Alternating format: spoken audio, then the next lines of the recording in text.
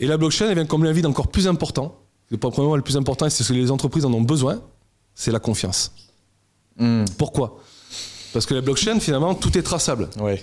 On peut savoir toutes les transactions, on peut savoir le Bitcoin par où il est passé depuis 2008 à aujourd'hui. D'ailleurs, si je peux me permettre, ce que je trouve à mourir de rire, c'est que on dit voilà, les criminels utilisent le Bitcoin et c'est pour blanchir l'argent, etc. Mais il n'y a rien de plus transparent que la blockchain. Je veux dire, faut pas. C'est le cash, c'est pour ça que le cash, les États veulent que ça disparaisse. Ouais. L'ironie, c'est qu'ils font leur propre monnaie numérique. Ah oui.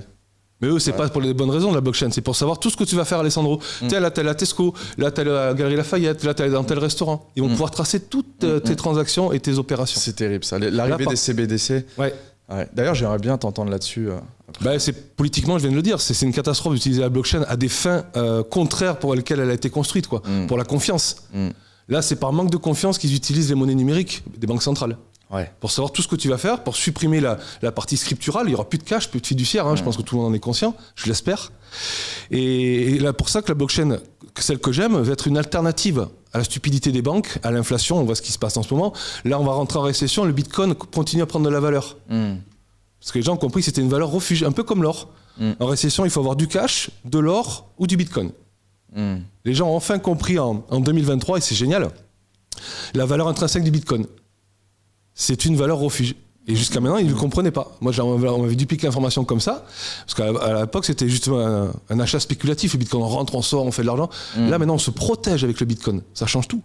Et le Web3, c'est la version encore plus aboutie. C'est-à-dire que le Web3, c'est ma vraie définition de la blockchain. Si je pouvais te la donner, Alessandro.